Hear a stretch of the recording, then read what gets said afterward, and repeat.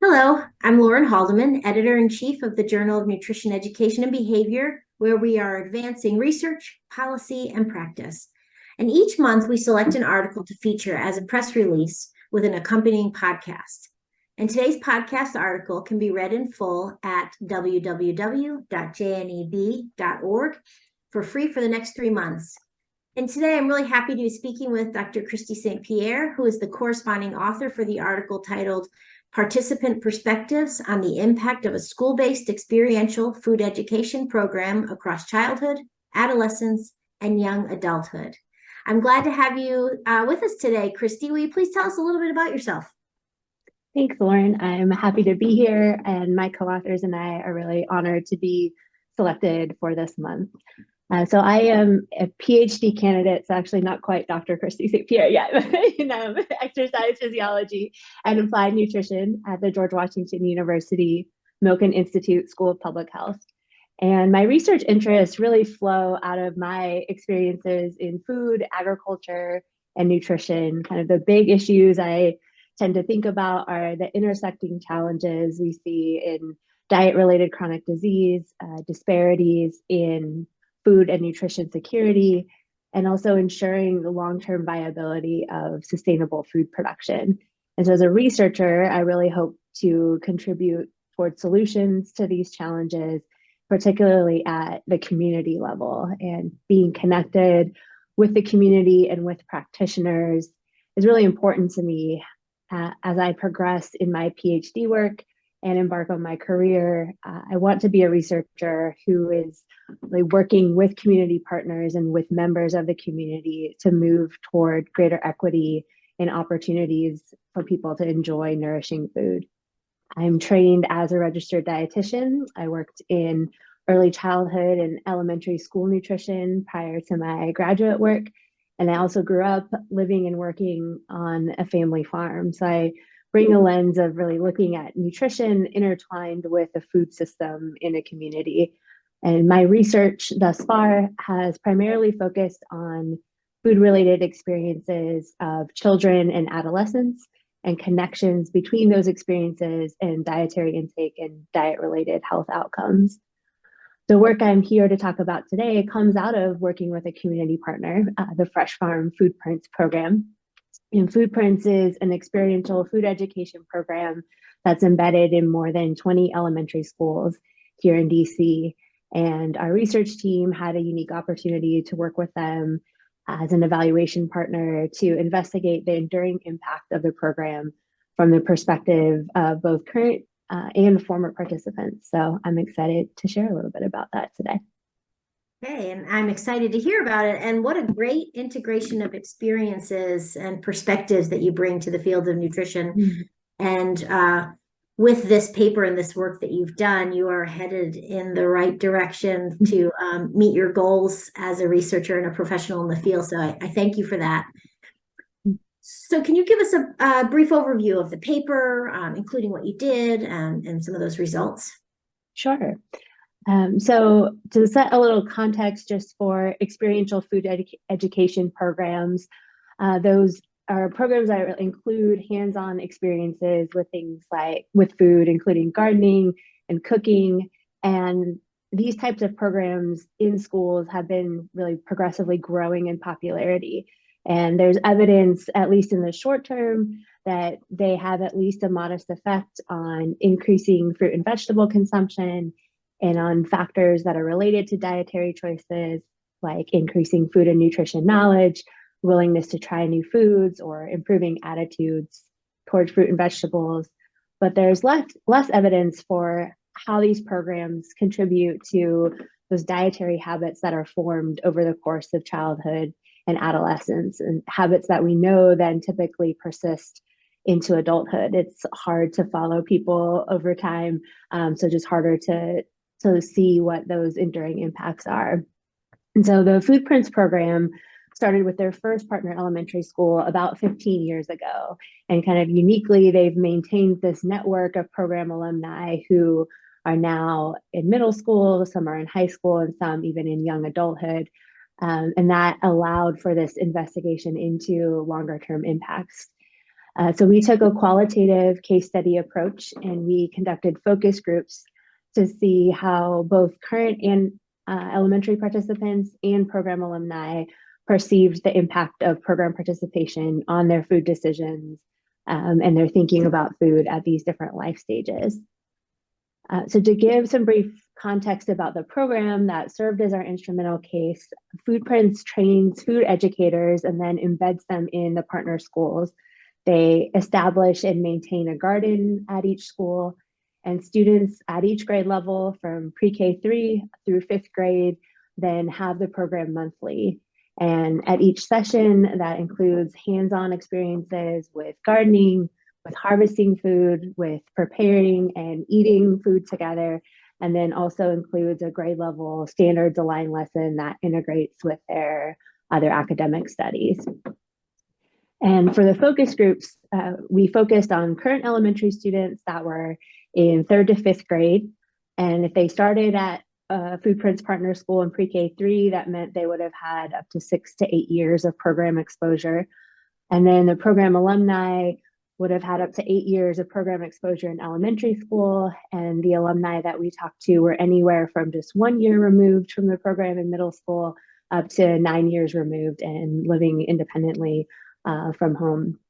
And so on average, our alumni participants were about 3 to 4 years post-elementary school, post-program participation. And we worked with our community partner to plan the focus groups at sites that would really try to give a representative cross-section of program participants. Like many US cities, in DC, there are health and economic disparities across neighborhoods, disparities in food access and food security. And we really wanted to try to include voices of students from diverse socioeconomic backgrounds and geographic locations. So we conducted a total of 9 focus groups. We had 5 with current elementary participants and then 4 groups with alumni, including 1 group that was virtual with young adults that were living independently. And in total across the groups, we had 78 participants. So one of the co-authors and I then followed an iterative process of inductive analysis, coding each focus group transcript, identifying patterns, and eventually themes and sub-themes. We had extensive field notes from our visits to schools. We were able to observe some of the program sessions, conduct informal interviews with program staff and teachers, and we incorporated the coding into those documents as well. We met after each round of coding to discuss the patterns, update our code book, and also really importantly to us to engage in reflexive discussion about any potential biases we might be bringing. We're both white and female identifying, and during the focus groups, we engaged in member checks regularly to make sure we were understanding what participants were meaning. We tried to be liberal with quotes in the manuscript and really report the findings in participant language as much as possible, and to put the really the student voices out there. So we had a total of 9 themes that emerged from the focus groups. They were organized into 3 categories of impact. So we had themes of immediate impact as participants were in the Foodprints classes. Those were consistent across all of our participants from 3rd grade on up. And those included an enjoyment of the food experiences, and that excitement and enjoyment really came across both verbally and non-verbally in the focus groups as participants were sharing. The second theme there was the hands-on nature of learning food skills and food knowledge, and how that was highly impactful and made the content really memorable for participants. And then thirdly, the collaborative nature of working together in the garden, preparing food and eating together really fostered this sense of connection and community among participants.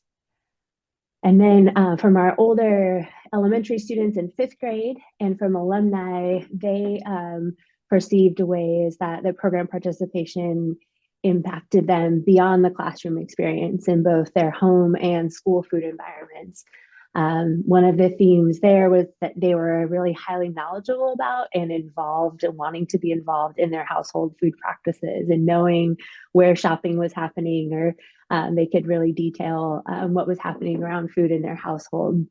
They talked about making shifts in their own food intake and seeing that in their household as well, as they had experiences of trying foods and enjoying foods in the program.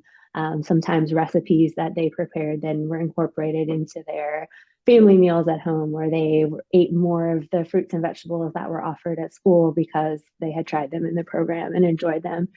And then they also, thirdly, were thinking more about their school food environment and really expressed a desire for more fresh food options that matched the foods that they were enjoying in the program. And then our third of impact, in the alumni groups, we really saw participants reflecting on the sustained impact of the program on their present day food decisions. And they connected program participation to an appreciation for fresh food, and that really the process of food preparation and cooking, and how that was still something that remained important to them. They perceived that they were more willing to try new foods because of positive experiences with doing so when they were in the program. And they expressed a confidence just in their ability to make informed food decisions and to navigate their food environment and even challenges that they faced in their food environment.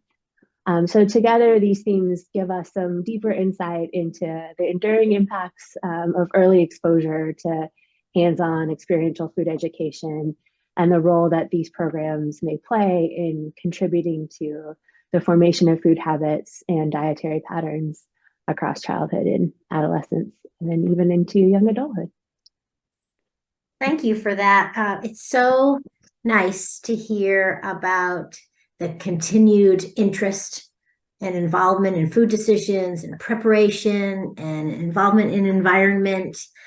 This is really quite impressive, as is the fact that you've reached so many different groups, and particularly those who have been so far removed from the program, and to be able to understand how this program impacted them even up to 9 years later. So that's so nice. So Christy, why is it important to prioritize experiential food education in schools, especially with the many schedule demands that schools and teachers face? Yeah.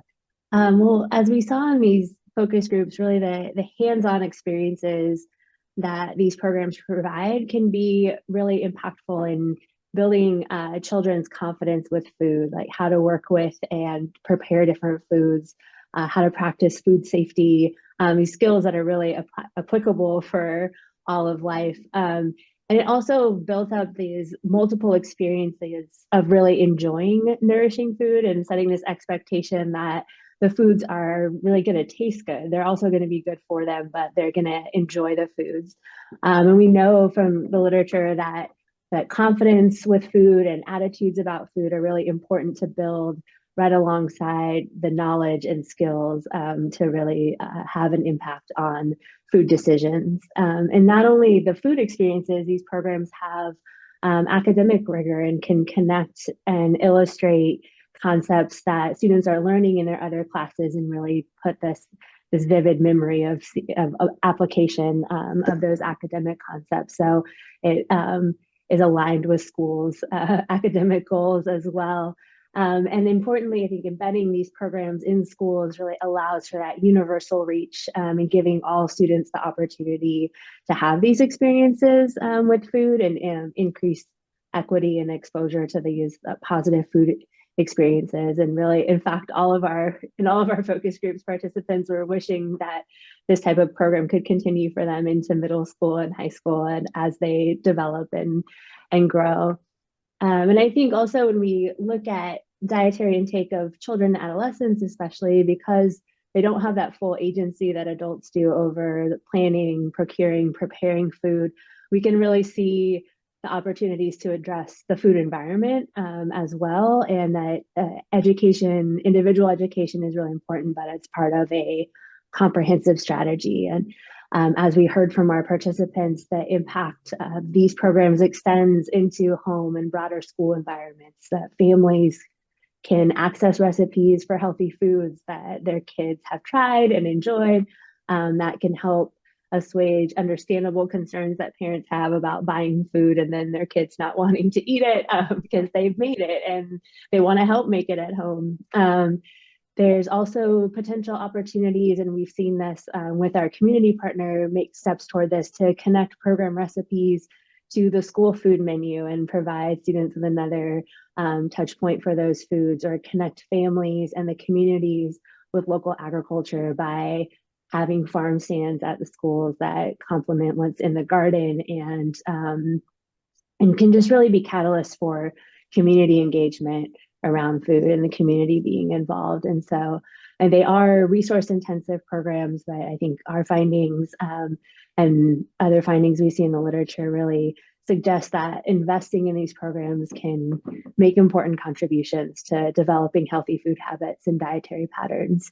And there's there are opportunities to build on our findings to better understand this impact over time, to try to move toward quantifying some of that and establishing some metrics as children grow older and transition to independence in young adulthood.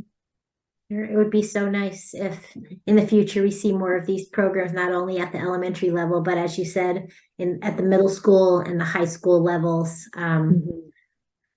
Hopefully that will happen one day. Yeah. Well, Christy, is there anything else that you'd like to mention? I really just like to recognize my co-authors, April Sokalski. She's an outstanding undergraduate researcher and contributor on this paper, and the senior author and my PhD advisor, Dr. Jen Sachek. Collectively, as authors, we want to thank Fresh Farm, our partner, and especially the staff and the teachers in the Food Prints program. Most of all, we want to thank the participants for their willingness to share their experiences and their perspectives with us. And also thank you to you, Lauren, and to the journal for this opportunity to share about our work. Certainly. Thank you very much, Christy, for spending this time with me. And I'm quite sure that I'll be officially calling you Dr. soon. So while I did it a little early, I'm sure I will do it soon. So again, thank you very much for this. This was wonderful. Thank you. To all of our listeners, remember, you can read this article in full at www.jneb.org for free for the next 3 months.